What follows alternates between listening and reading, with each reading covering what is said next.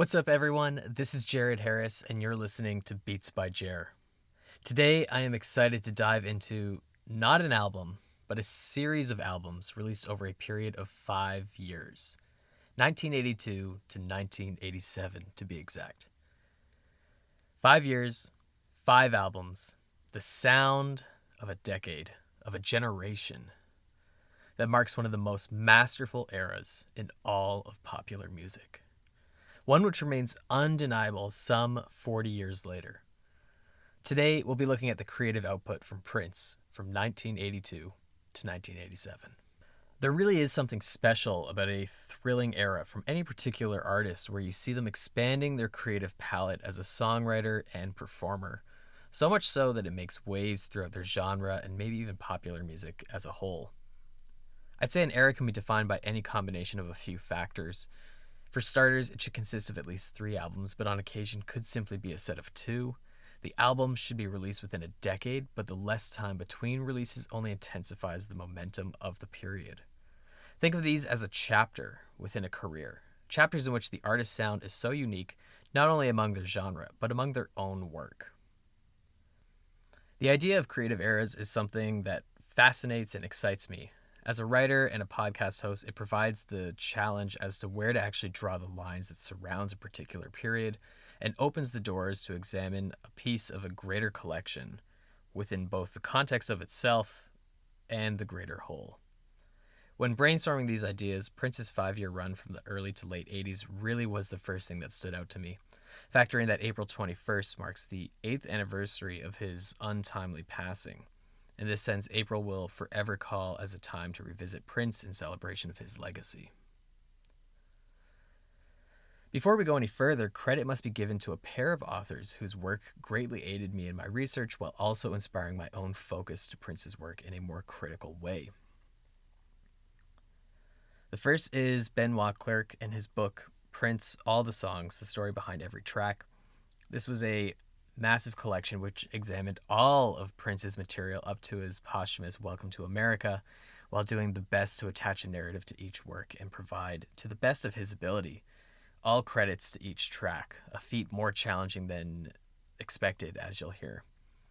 The second and most vital to this is Dwayne Tudall, the author of a pair of books. The first being Prince and the Purple Rain era studio sessions 1983 and 1984, and his following Prince and the Parade and Sign of the Times era studio sessions 1985 and 1986. These tomes were instrumental in guiding this line of thought and are essential reading for better understanding how significant this era was, as Tudall documents nearly a day-by-day account of what was written, recorded, and performed by Prince from 83 to 86. Truly, this was a culmination of artistry and work ethic, such that has never quite been seen before and is yet to be seen since.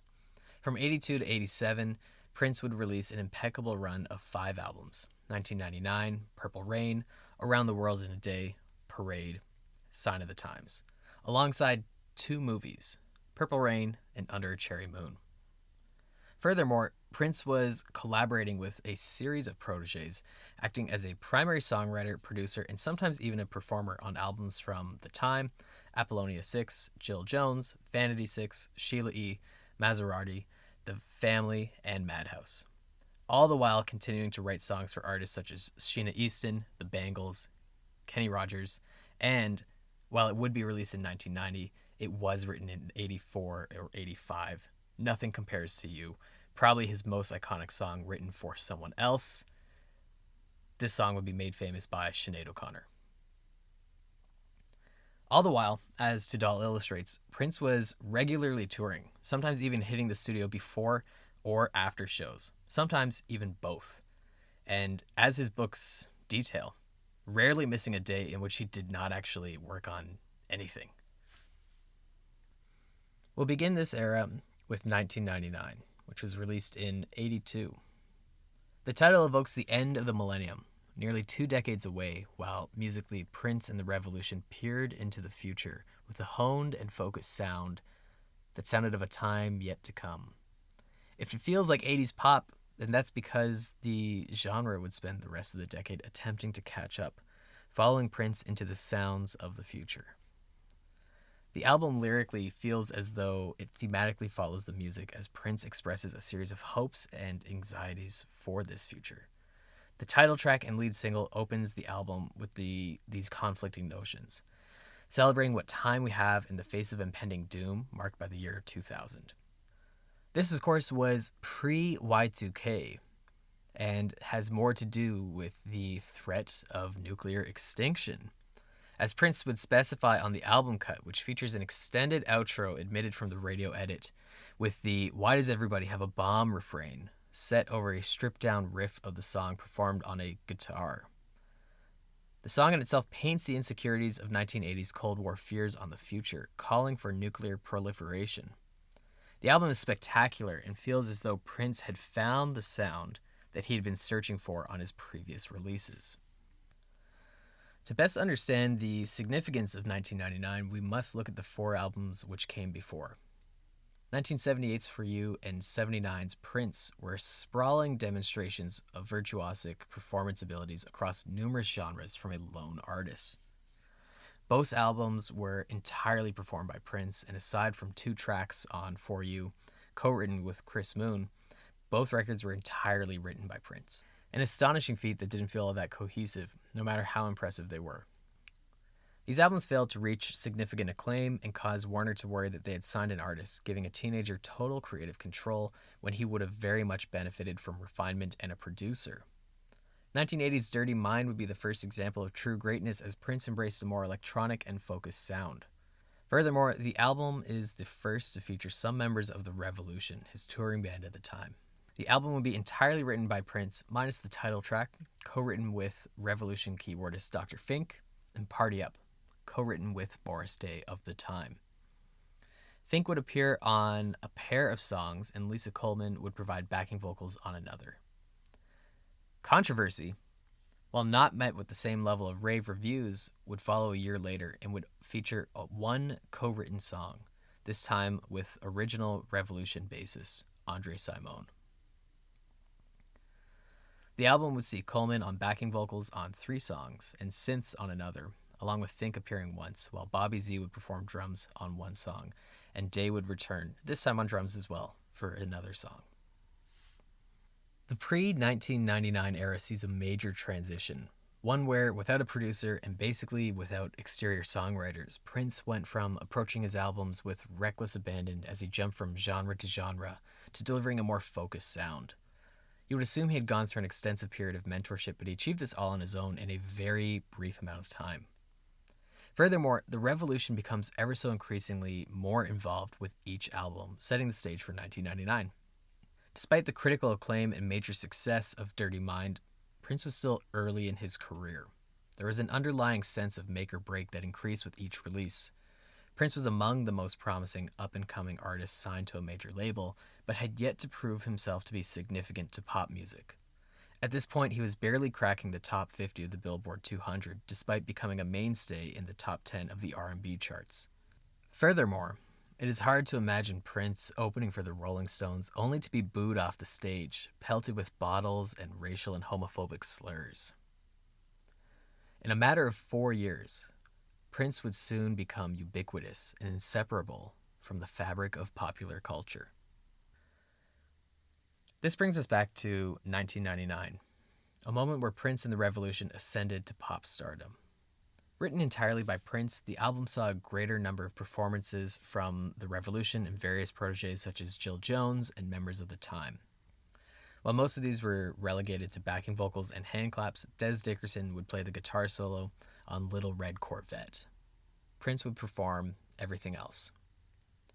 The album was a smash hit, and while it was only the gateway to the heights Prince would achieve 2 years later, it was his debut on the top 10 of the Billboard 200 and has since gone quadruple platinum.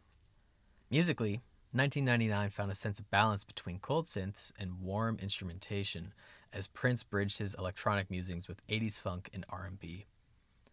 It is such a sound, driven by drum machines, synths, and guitars, that would become known as the Minneapolis sound, a regionalized offshoot of funk that was defined by its use of electronic textures and elements of R&B and rock. The songwriting sees Prince finding subtler ways of blurring the lines between genres, seemingly pulling from countless influences. Little Red Corvette sounds like a pop successor to the rock of Bruce Springsteen, while Delirious sounds like an updated electronic revision of the rockabilly of Elvis Presley. Additionally, DMSR has a gang element to it that is reminiscent for the hard communal funk of Parliament, and Something in the Water Does Not Compute sonically mirrors a dystopian future resembling Blade Runner, a film that would be released the same year, echoing a greater theme of concern for the generations to come that was circling among the ether of the time.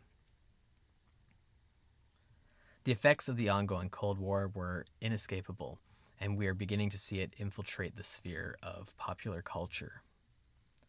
To top off the album, I'd be remiss not to mention the hard funk of Lady Cab Driver, the 60s soul balladry of International Lover, and the synth pop of All the Critics Love You in New York. Front to Back 1999 is a phenomenal album that directly paved the way for Prince to reach the pinnacle of pop music. These were new heights, certainly, but there was so much more to be scaled. At this point, the daily grind which Tudal has based his 2 books on is in full effect leading up to 1999. Prince is not only crafting this record, but actively working on music that he is intentionally holding on to for future releases. This demonstrates a level of consciousness often absent from younger artists, while seeing Prince attempt to create more cohesive collections of music and albums that feel more intentional. In addition to 1999, 1982 also saw the release of Vanity 6, the self-titled and only album from Prince's girl group, led by his protege, Vanity. Not only would Prince write 5 of the 8 tracks himself, with 1 written solely by Des Dickerson and 2 co-writes, the first with Terry Lewis and the second with Jesse Johnson, but he would perform all the keys, synths, pianos, while performing most of the drums, bass, and guitars, and even contributing vocals to the record. 1982 also saw the release of The Times' What Time Is It? The Time was a group that Prince had assembled to be an offshoot for some of his ultra-funky material that he felt was too alienating for his mainstream pop audience. This in itself feels a little reductionist to the band, as The Time was incredible, and their records deserve far more remembrance. However, they stand as one of the strongest artists within Prince's growing dynasty within popular music. On What Time Is It, Prince wrote all of the material save the opening song, written alongside Dickerson, and would perform all the bass and keys, most of the guitar, backing vocals, and some drums. As I said, The Time was an incredible group on their own as talented writers and performers, but when listening to their work, it's hard to forget this is nearly all Prince. This takes us to 1984. This is one of 6 breaks within Prince's career in which he does not release an album within consecutive years. A massive feat in itself, one which begs the question of if these breaks actually count. Are there actually 6 of these? For example, Prince would not release an album in 1993, but 1994 saw the release of both the Black Album, an album he ordered the destruction of after it had already shipped out globally, making it unofficial, but also official in the sense that it was created and existed, was a sought-out bootleg, and has since been reissued, and then released Come. Another example sees no record in 97, but 96 featured the release of both Chaos and Disorder and Emancipation, and 98 saw Crystal Ball and The Truth. Rarely would Prince actually take a year off from releasing music, but almost always these years were preceded and proceeded by a year of multiple releases. In the case of 83, Prince was embarking on his first headlining arena tour built off the success of 1999 in conjunction with working on his commercial opus, Purple Rain. Now, I don't know if the concept for the album or the movie came first. Was the album designed to soundtrack the film, or was the movie a visual adaptation of the record's lyrical narrative? What is clear is that Purple Rain, the album, the movie, the concept, existed long before 82, predating 1999. While Prince would star in the movie, he did not write or direct it. That fell to Albert Magnoli and William Blinn. However, the two were following a concept created by Prince, while also basing much of the film from his lyrical sketches and demos at the time. Even without writing and directing, Prince's role was highly ambitious. The story of the lyrics and film follow an up-and-coming, independent and unsigned Minneapolis artist, The Kid, leader of his band, The Revolution. The Kid is troubled. He has eyes for his girl, Apollonia, who is also coveted by his rival in the scene, Morris Day, leader of the time. The role of Apollonia was originally intended for Vanity, Prince's leading protege from Vanity 6, who he was coaching in acting and singing with the goal far greater than what her project would actually achieve. Upon the romantic split, Prince substituted her for a new protege, Apollonia, soon to be the leader of Apollonia 6. Morris Day, the leader of the time, clearly was someone Prince who was also intending to build beyond just the time through giving them records and a career to stand upon before this movie. This shows us a greater level of long-range thinking that would not only allow for these artists to develop their own careers, but to do so in a way that would support Prince's own ambition. The film comes down to a final performance between the time and the revolution, not only a battle for the reigning position in the Minneapolis community, but also for the heart and affections of Apollonia. The movie, alongside the records from The Time and Prince and the Revolution, pose the bands in line with Prince's goals. The Time are a funk band. They symbolize the past, a genre of the previous decade, one of incredible importance and influence to Prince, but they're what has already been done. The Revolution, on the other hand, were the future. Musically, they delivered a post-genre sound, one which masqueraded as pop music but pulled equally from rock, R&B, funk, and so much more. Socially, the band envisioned a future even more. They were integrated, a band of various ethnicities and genders. This is the ideals in which Prince crafted the image and the sound of both the time and the revolution. Let's bring it back to the album. Purple Rain feels like a logical step forward from the heights of 1999. If the previous album started to see a shift towards a more organic blend of electronic and instruments, then Purple Rain was a further step towards a significantly greater degree of synthesis. To me, Purple Rain is the perfect pop album. The record plays to the past and its present, while still glimpsing into the future, challenging both their audience and themselves as musicians to chart new musical territory that had yet to be claimed. It does all the things that excellent pop music is supposed to do, but often fails to achieve. The album was incredibly innovative and highly calculated. If Prince was a contender for the most promising pop star in '82, Purple Rain saw him establish himself among the top, facing down none other than Michael Jackson for '80s pop cultural dominance. This, of course, is not to discredit the music and legacy of his contemporaries. Jackson, in particular, remains timeless and was certainly more popular. However, there is something to be said, respected, and, if you were Jackson at the time, feared of the mammoth success Prince achieved among such levels of sheer innovation. It is so rare when such a level of ambition is met with a result that outshines the initial intention. In addition to his work on the film, Prince wrote the entire album himself, with the exception of Computer Blue, which he gives additional credit to Revolution's Wendy and Lisa and Dr. Fink, while also giving credit to John L. Nelson, his father, claiming he took the lead riff from one of his dad's original jazz compositions. In the coming years, Prince would credit numerous songs to his father, saying that he got the ideas after hearing his dad play them in the house growing up as a child. All members of the Revolution would perform on Purple Rain quite extensively, making it Prince's most collaborative record to date. However, he still performed a majority of the synths, pianos, guitars, alongside some of the bass and drums. Musically, Purple Rain is simply a masterclass in nearly every regard. The opening track, Let's Go Crazy, echoes the sentiments of 1999 with a range of influences that connect gospel music to riff-heavy, distorted guitars alongside bright, synthy pop, and an ending refrain that pulls from the blues. All of this happens within the first 4 minutes and 39 seconds of the album. In all regards, Purple Rain is a musical odyssey.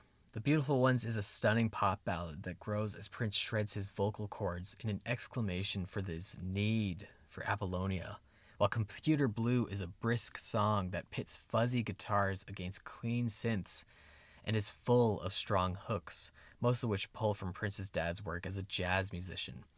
Something must also be said about the ripping guitar lead lines and the tone that greatly resembles that of 80s rock.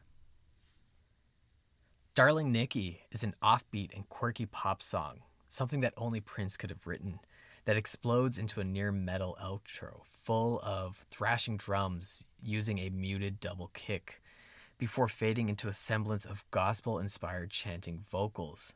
Despite its relegation as an album track sandwiched in between hits, it poses significant importance. Thematically, the use of gospel vocals in a song which opens with the description of Nikki, a sex fiend, in a magazine. Lyrically, there is some ambiguity here. Was Prince flipping through the illicit magazine and found Nikki amid the salacious pages? Or did he meet her as she sat in the hotel lobby with said magazine? You tell me. Regardless of the semantics surrounding how Prince discovered Darling Nikki, it is these opening set of couplets that would instigate Tipper Gore to forming the Parents Music Resource Center, the PMRC, in an effort to censor and control creativity. Purple Rain was so big that a deep cut on the album could instigate political challenge against the entire music industry, questioning the value of creative freedom and obscenity. But it's the use of gospel vocals at the end of this song, the end of this incredibly explicit song, that hints at a duality within Prince, a man at the time equally devoted to his spiritual and pleasurable pursuits. This previously emerged lyrically in 1999's Let's Pretend We're Married and would be an ongoing theme for much of the rest of Prince's career. On Purple Rain, rather than explore this lyrically as he had done in the past, he subverts the theme subtly with the use of explicit lyrical illustrations in contrast to religiously fueled music. Additional highlights among an arguably perfect album include When Doves Cry, a song that stands unique for its lack of bass at all, something unheard of for pop music both now and then. Originally, bass was actually recorded, and Prince cut it while mixing, opting for a lightness in the weight of the song, despite its rather weighty subject matter. This is a trick that Prince would continue to use on occasion. When Doves Cry is brilliant. It balances between airy synths and distorted guitars, and further shines as one of the best guitar solos from Prince on record. As for his best ever, perhaps look no further than his 2004 performance of While My Guitar Gently Weeps at the Rock and Roll Hall of Fame alongside Tom Petty. I Would Die For You is another essential track that shines not for its synthesis but for its mastery of 80s pop music.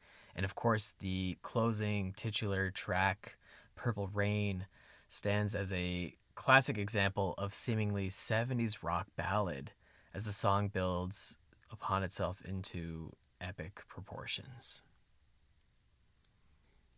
The 2017 remastered version of the album further develops the importance of Purple Rain. Similar to my thoughts on Tom Petty's Wildflowers and All the Rest, the 2017 edition of Purple Rain is a rare example where the additional material of the box set only enhances the entire listening experience. In particular, Electric Intercourse, Wonderful Ass, and We Can Fuck all stand out as previously unreleased originals, but the album also includes the B-sides originally released with the singles, most notably including Erotic City, which was only previously available as the B-side to Let's Go Crazy, and later a greatest hits compilation. Additionally, in 1984, Prince remained busy with 3 other projects. Apollonia 6, the self-titled and only album from the revised version of Vanity 6, was written entirely by Prince except for one song co-written with Lisa Coleman and another with Brenda Bennett. Prince would record nearly all the synths, guitars, drums, and bass. The Time would release their 3rd album, Ice Cream Castle, a record written largely by Prince with the addition of 3 songs co-written with Morris Day. Prince would allow for the band to take a leading role in performing the album, but would still contribute guitars, bass, synths, and backing vocals. Lastly, Prince would find a new protege in Sheila E., releasing her first album, The Glamorous Life. Aside from a song co-written with Sheila E. and another with Sheila and Jesse Johnson, Prince would write the remaining 4 songs and would perform all keys, synths, bass, and guitars. As Prince prophetically sang on the album, "Baby, I'm a star." Purple Rain catapulted him to the top of the charts, debuting at 11 on the Billboard 200 and peaking at the number 1 spot, a position Prince would hold for 24 consecutive weeks. Between the rest of 84 and 85, the album would trade positions with Springsteen's Born in the USA twice, re-entering that coveted number 1 spot on 2 more occasions. By 1988, it had sold 17 million copies, making it among the greatest selling albums of the decade, and as of 2008, has gone on to sell over 25 million copies.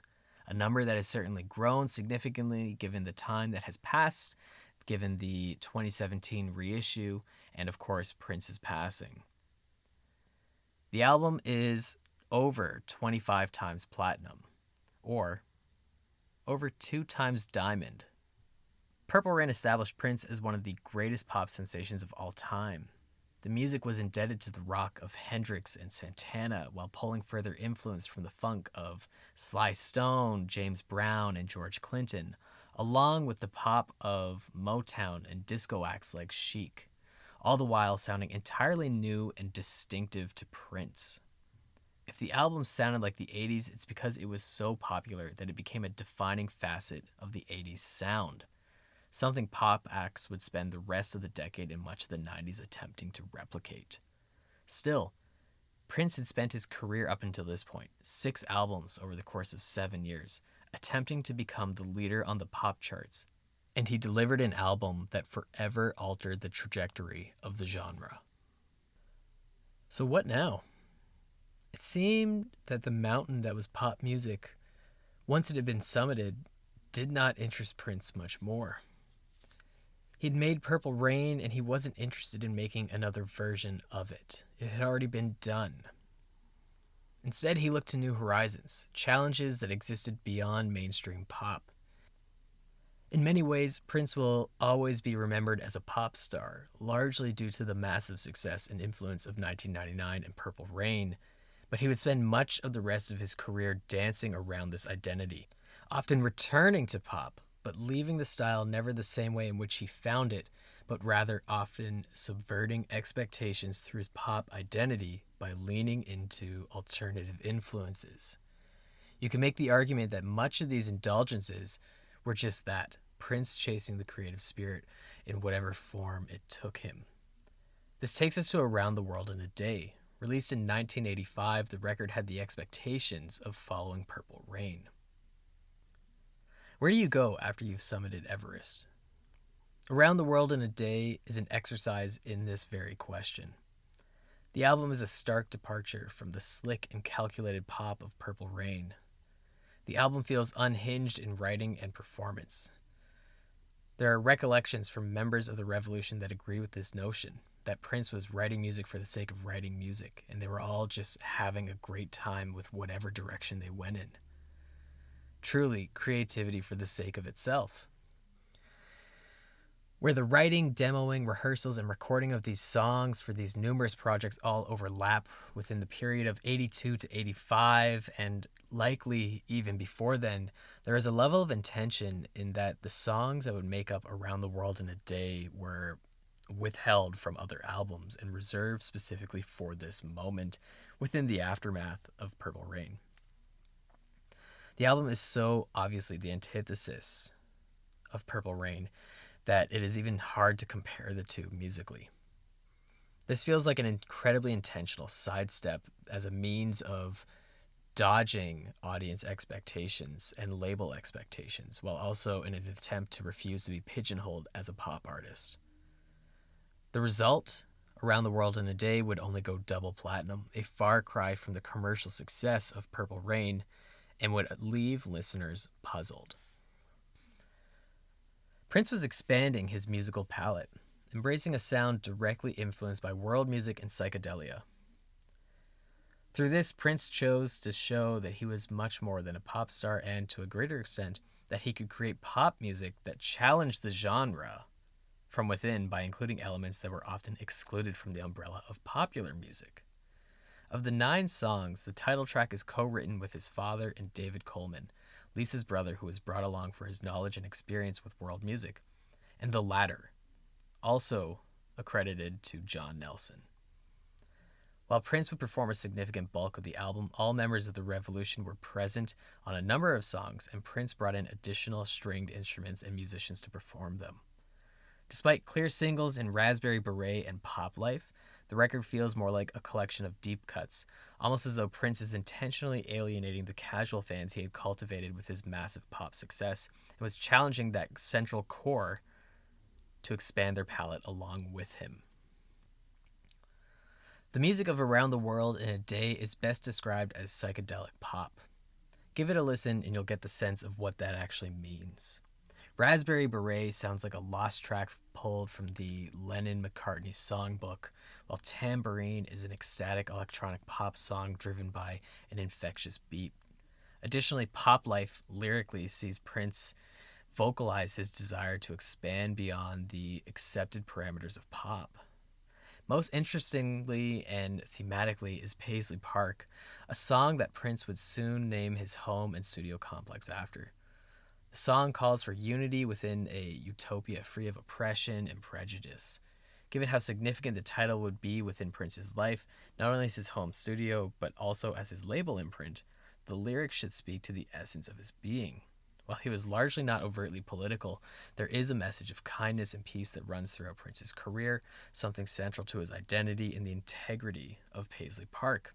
This kind of echoes the notion and importance of the revolution as being a representation of the future, not just musically, but visually through their gendered and ethnic integration. And of course, this is a lyrical theme that has been apparent in Prince's work up until this point and would become something that he continues to develop throughout the rest of his career. The first example that comes to mind, the lyrics from Uptown: white, black, Puerto Rican, everybody's just a freaking good times we're rolling. The idea of just being able to enjoy life, seek those pleasures, seek that, do whatever you want to be able to do in spite, free of discrimination, oppression, prejudice. These are the ethos of Paisley Park as a construct. Around the World in a Day is a musical experiment. It's not for everyone, nor is it intended to amaze the masses in the manner of Purple Rain.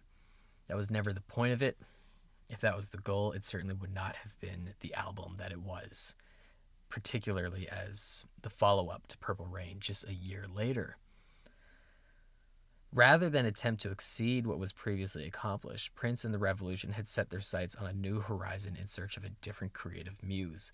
In this sense, it succeeds as a creative exercise as the band continues to traverse the unknown and unexpected within the sphere of pop music. Additionally, in 1985, Prince would work with Sheila E. on her follow-up album, Romance 1600. Prince would write 6 of the 8 songs, with a 7th co-written with Sheila, and the 8th written entirely by his protege. Furthermore, Sheila E. and her band would contribute greatly to the recording of the album, but Prince would record most of the keys, bass, guitars, and surprisingly even contributing drums and lead vocals on occasion. 1986 would see the release of Prince's 8th album, Parade. Similar to Purple Rain, this was made to accompany the film Under a Cherry Moon.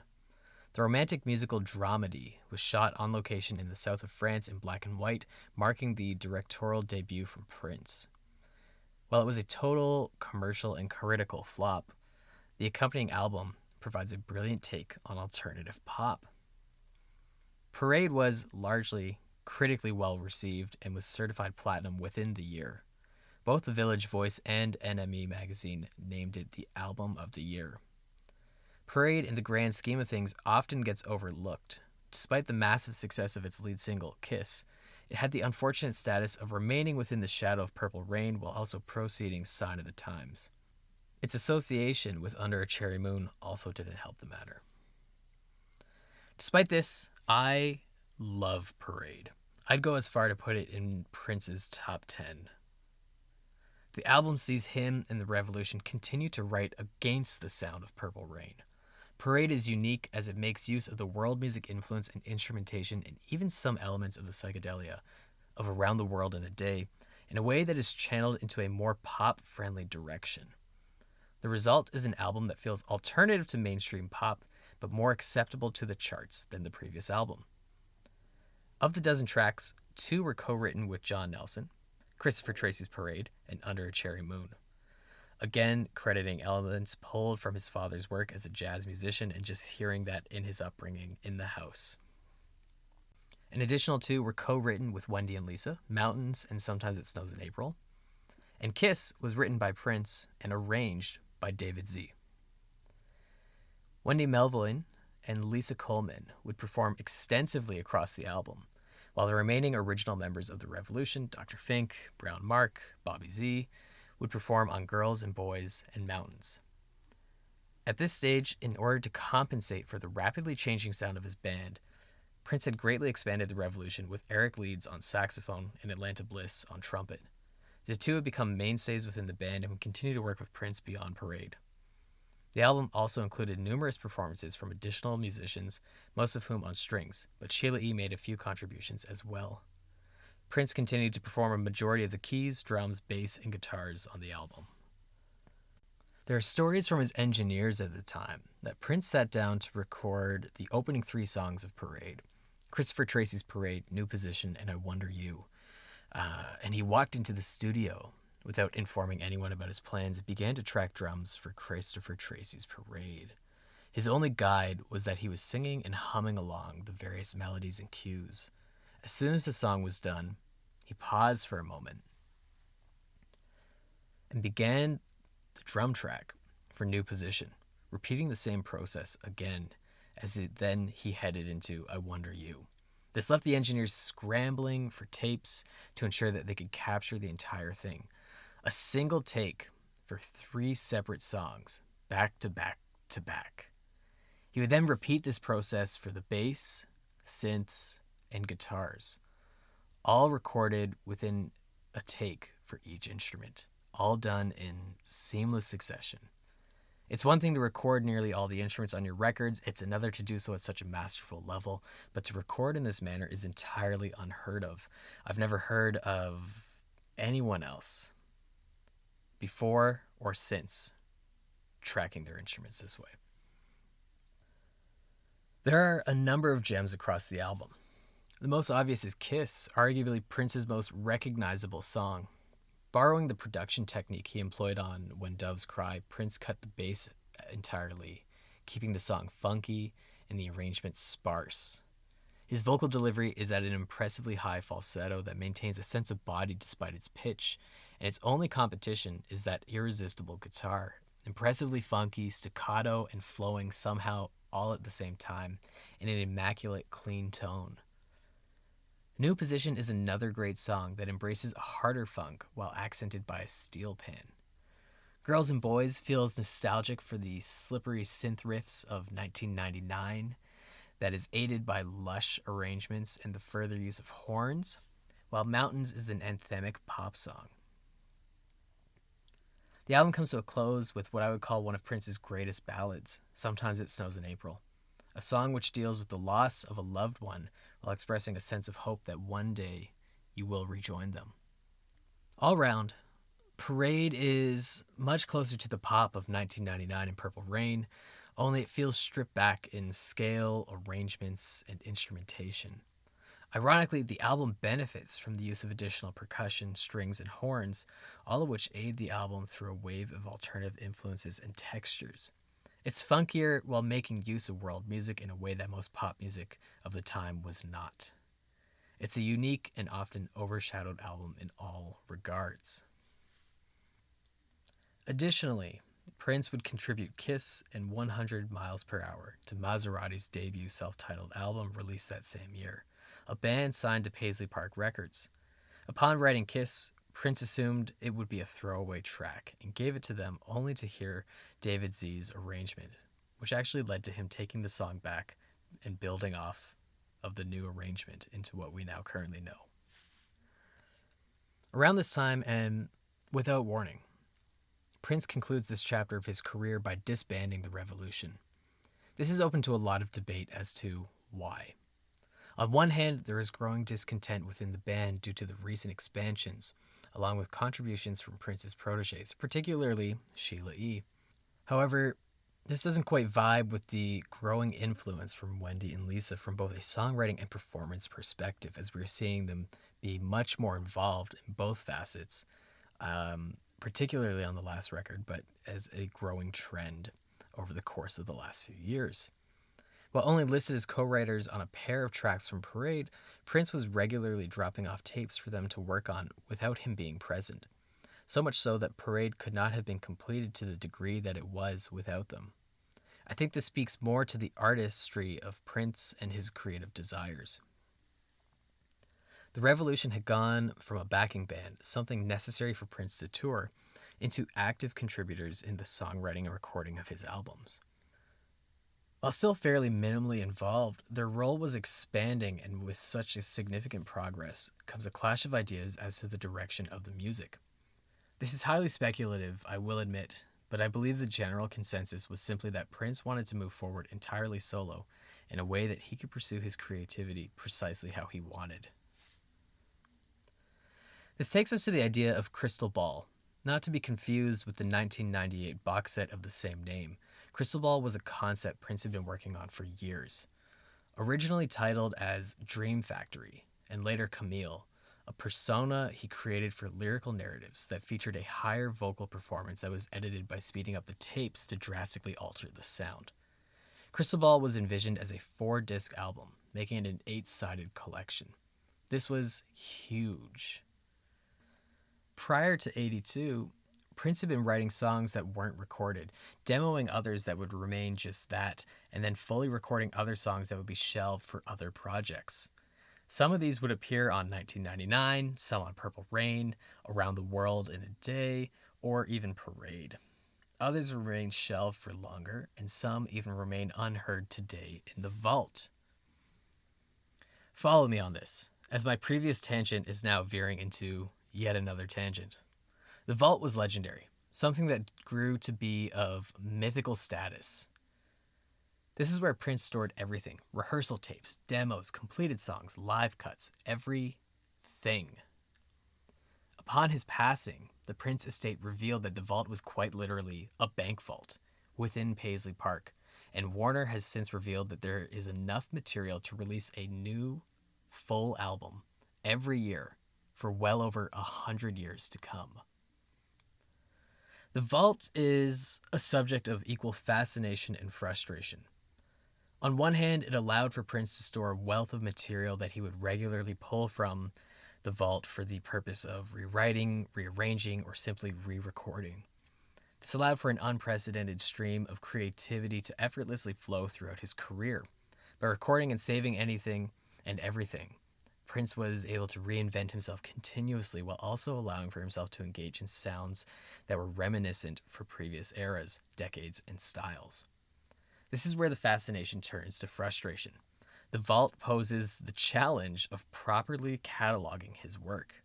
As Tadal notes, it is immensely challenging to keep up and be certain as to which versions of each song were being worked on. Sometimes multiple versions of each track recorded days, months, years apart existed.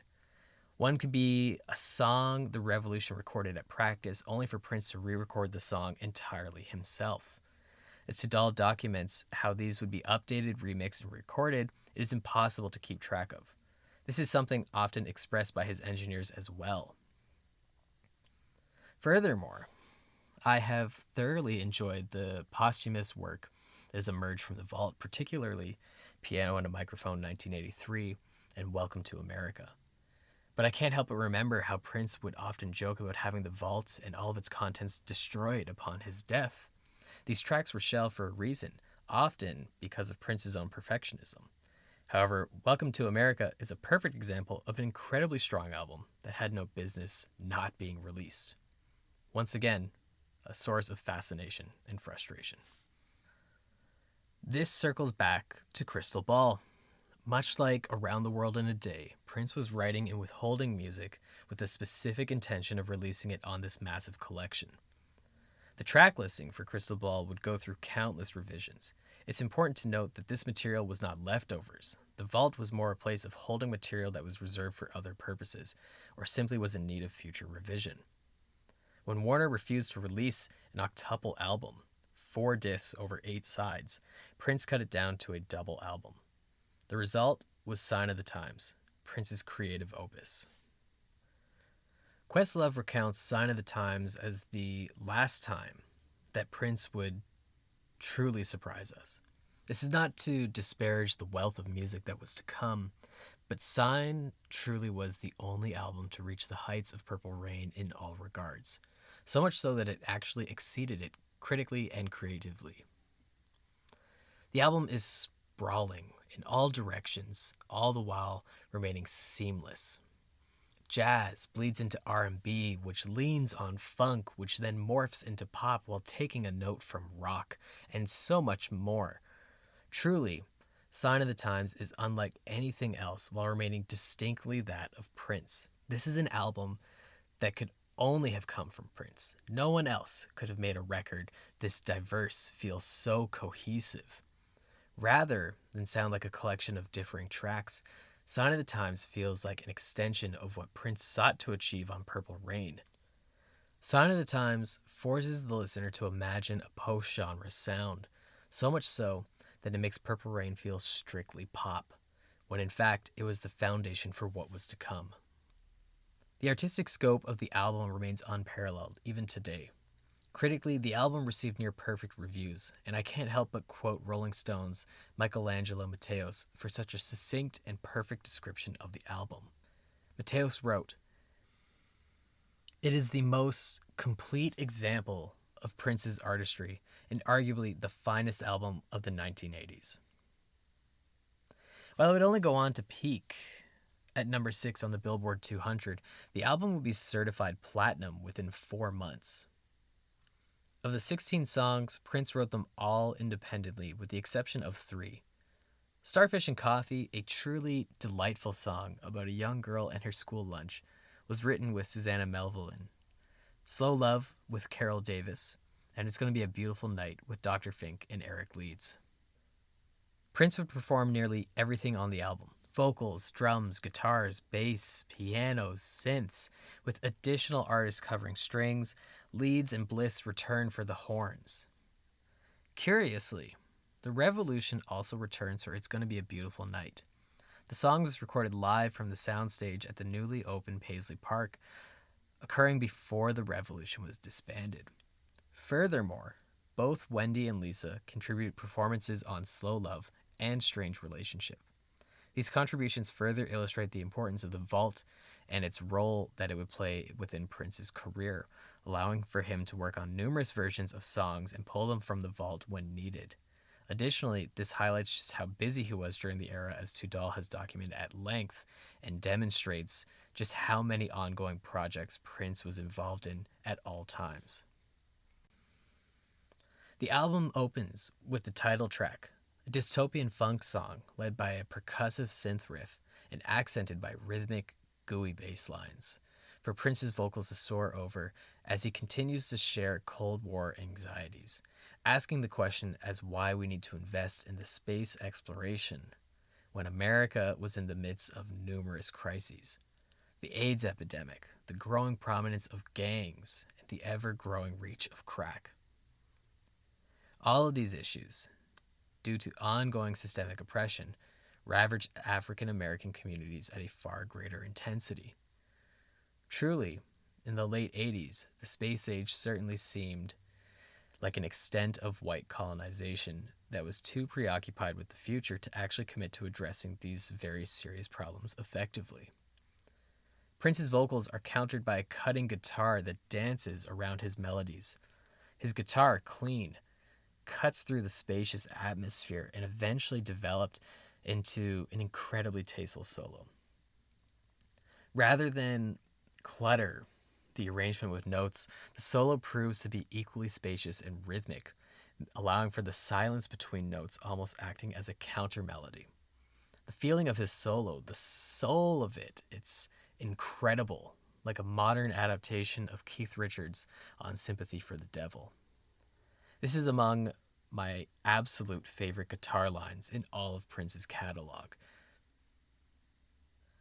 As the album continues, the listener is pulled into an immersive post-genre sound.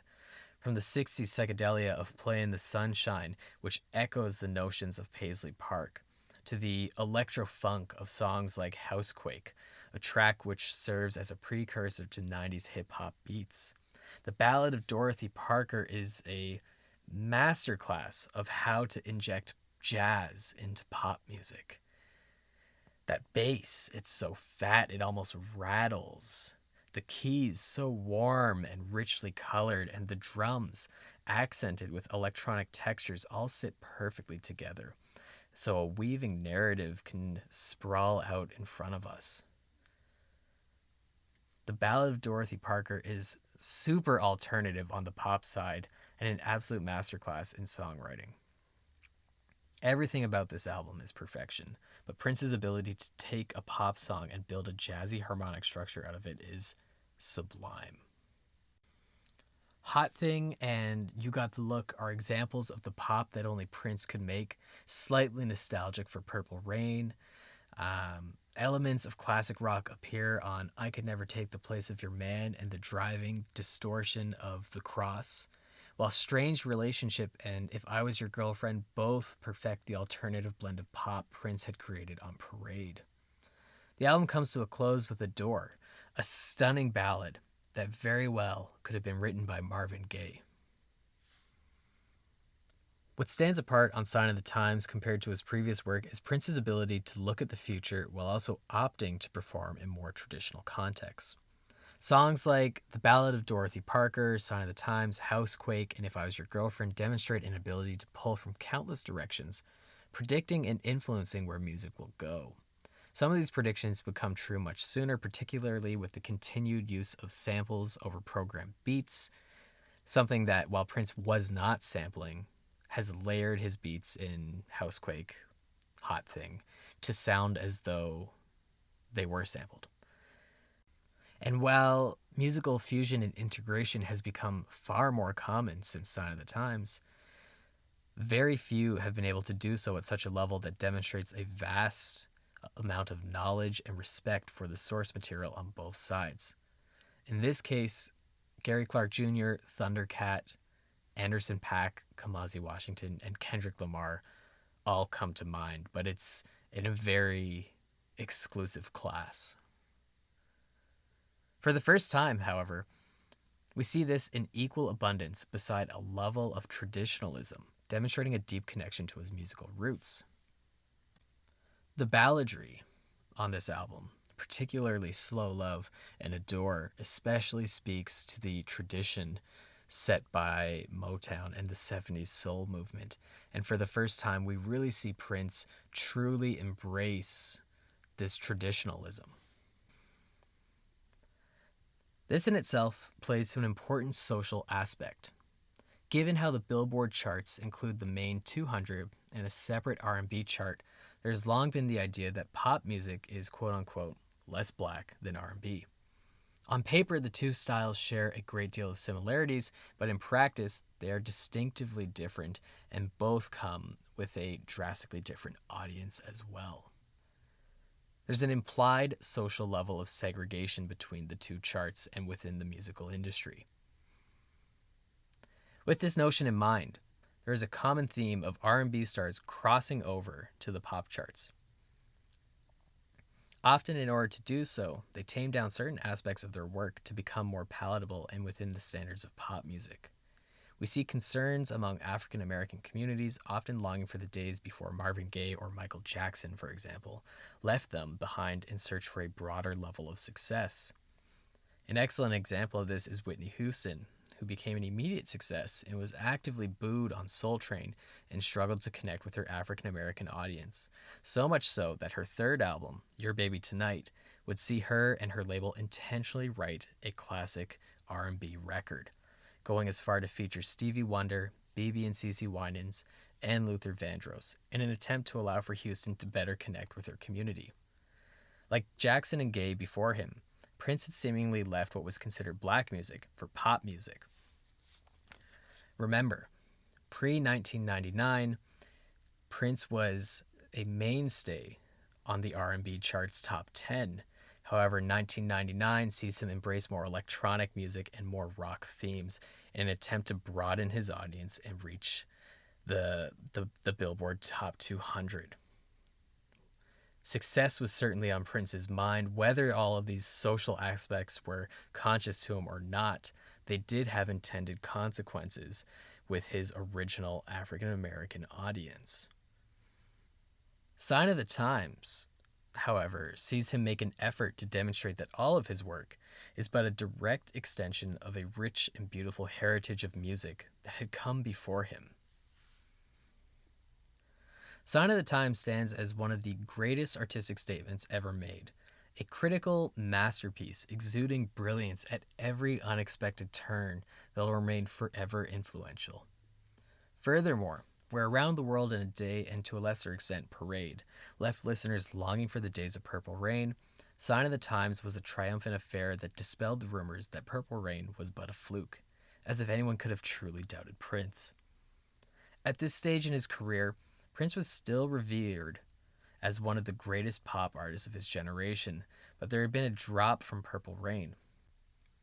Pop music is often timely, relevant for the moment, but eventually enters a stage where it becomes a product of its time. Prince was no longer interested in pop music of the day. He was seeking something greater.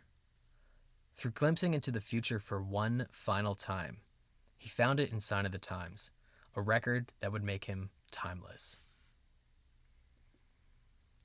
In addition to this, Prince would write 3 songs with Sheila E. for her 1987 self-titled album, performing guitars, vocals, bass, and synths on a number of tracks. Additionally, Prince formed Madhouse, an instrumental jazz record that would also release their debut album, 8, in 1987. While much of the album remains a mystery, there are a number of hints out there suggesting varying levels in which Prince was involved. Given that it was his band, it is safe to assume that he wrote all 8 of the songs.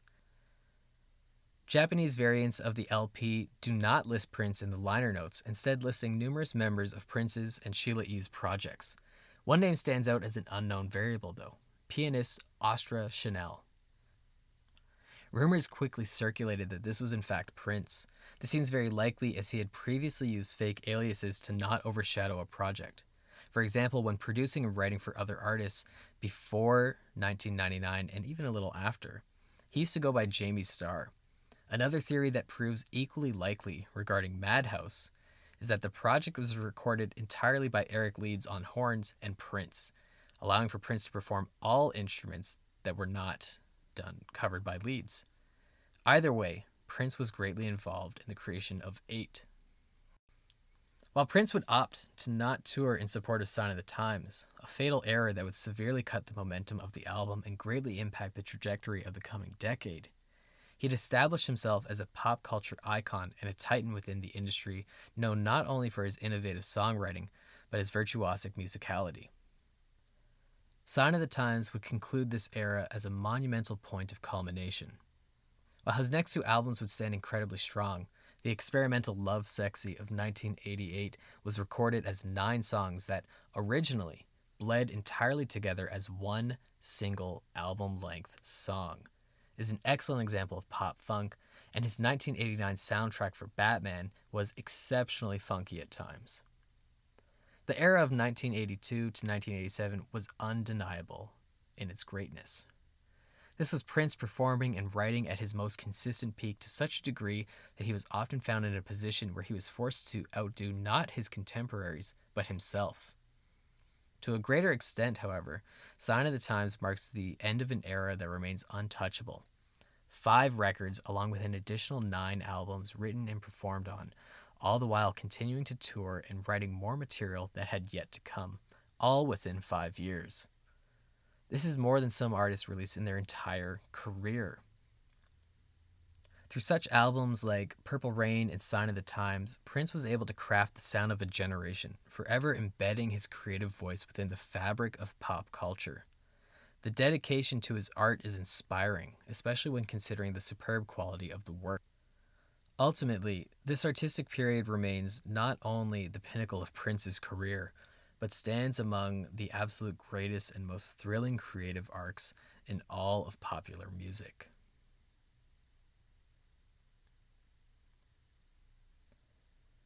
Thank you for tuning in to episode 22 of Beats by Jer. Join me in 2 weeks for another one. I'm Jared Harris, and this is Beats by Jer.